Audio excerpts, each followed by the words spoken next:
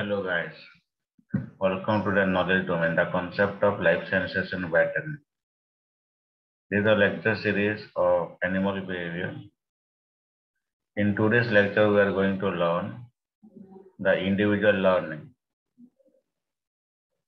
Considering a hypothetical case where the learning in the context of the mate choice. The female birds mate with numerous males throughout the course of their lifetime, able to keep track of how many chicks fly their nest. When they mated with male 1, male 2, male 3 and so forth.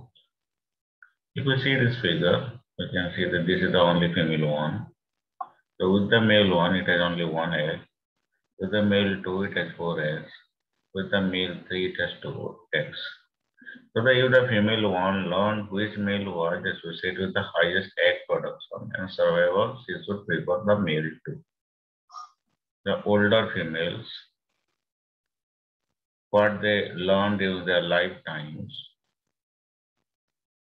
they prefer to mate with males that feather the most successful plagiary. This is the one example of the individual learning that is proved by an experiment. Then the relationship between learning and the natural selection that we are discussing. Learning and natural selection can be intimately tied together. When Reuben Dukas and Elizabeth Burnett in their experiment, they examine the fitness consequence of learning in insects. Okay. So here you see there are D, there is the B. So B for the balanced diet that contains protein and the carbohydrate, and it promotes maximal growth rates. B. Okay.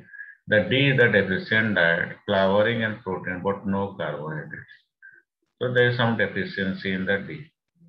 So here you can see that specific order and color associated with the diet. So in this case, the D, the deficient diet is associated with the color green. Okay, and the order, the citral order, where the balanced diet with the color brown, and it is the order coumarin order. So this is a learning one. In this experiment, the both means in case of the morning as well as in the afternoon, the deficient diet is associated with a color, means there is a diet here. You see, this is a diet. So it is associated with the color green and it is associated with the order that is the citral. Whereas the balanced diet is placed beside a brown car and the order it is provided is the coumarin order, both in the morning and in the afternoon. Whereas in the random situation, the deficient diet, here you see it is brown, but in the afternoon, the deficient diet, the color card is the brown, whereas the order is the coumarin, and in the morning it is in the citral, or it can be exchanged depending on the day-to-day experiment. And in both, they have found that how much time the Schistosera americana is spending with the balanced diet or with the deficient diet in the two scenarios. So it has been found that all the individuals in the learning treatment here, when it is always associated, the balance as well as the deficient diet with a specific color, like the deficient with the green and a specific order the citral, whereas the balanced diet is placed always besides a brown card and it is always associated with the coumarin.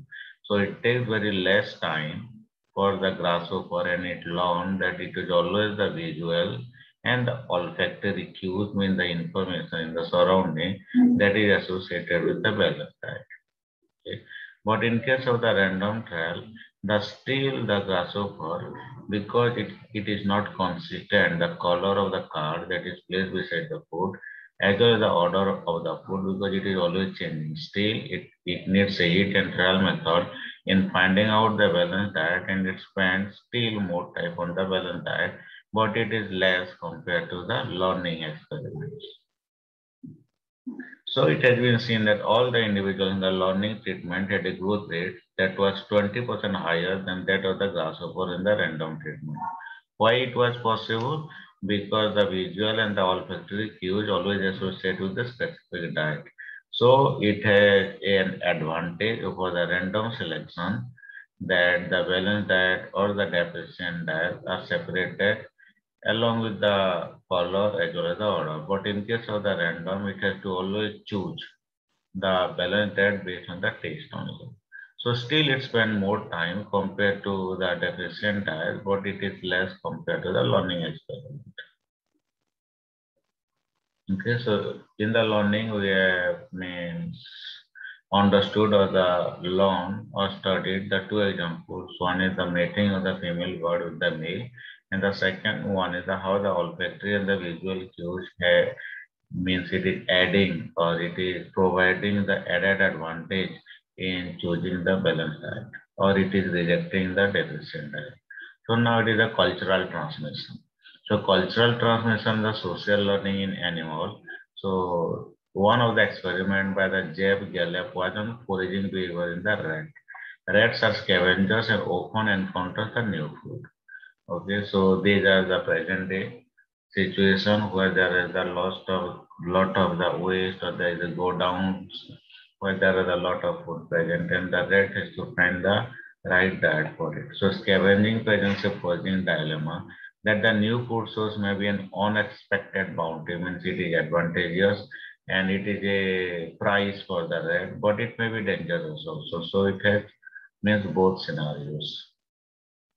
So there is a information center hypothesis. Based on that, foragers may learn critical piece of information about the location and identity of the food by interacting with others that have recently returned from the foraging bout.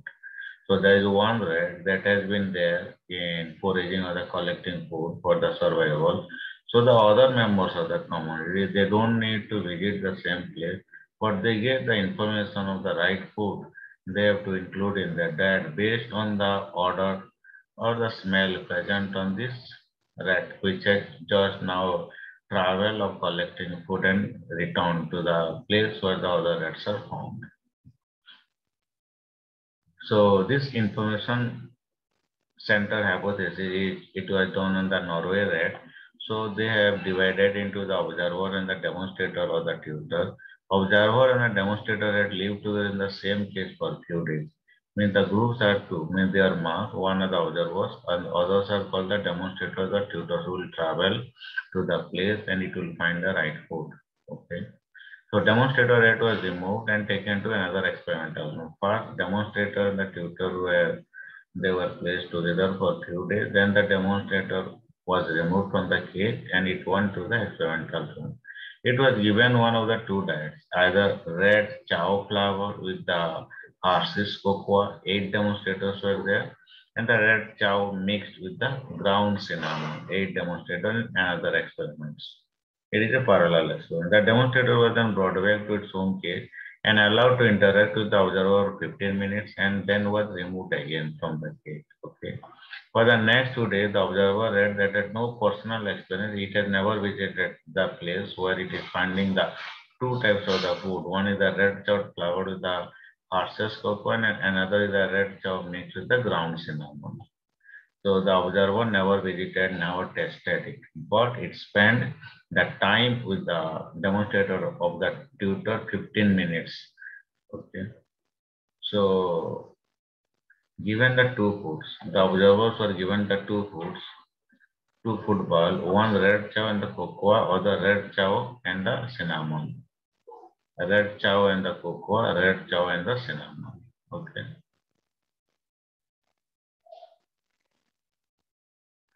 Use of olfactory cues that it has whatever time it has spent with the tutor or the demonstrator 15 minutes. So based on that olfactory cue, the smell is got from the body. Observer rats were influenced by the food of the tutor had eaten and they are more likely to eat that food. Okay.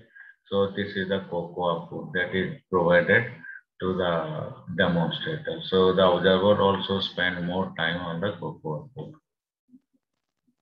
So individual learning never make it across the generation because it is The experience died with the death of the individual who learned it. While with the cultural transmission, if a single animal behavior is copied, it can affect individuals many generations down the road. So cultural transmission has an influence in the natural selection, or it provides an added advantage in the survival, where the individual learning does not. Suppose adult A in adopt a new or formerly uneaten type of the food into its diet after it smell the, the food on a national. So this is an experiment. You can see this is a demonstrator or the tutor. And here there are two types of the observers. One are the young ones, the pups, and the other one are the old ones, the adults. So adults are the O1 and the young ones are the O2. And this is a demonstrator who has tested this. So when it is returning to this place, then the observer 1, they smell it. As well as the observer 2 also they smell it. So with the death of this animal, the experience of the inclusion of the diet, it stays with the observer 1, and at the after the death of the observer 1 also, the experience still persists with the observer 2, and it subsequently stays in the community. So when the individual A eventually dies, cultural transmission chain it begins may still be in the force through observer 1 and the observer 2. So they have the different age groups. So young individual that copied Ray will still be around. That's what it is still in the force.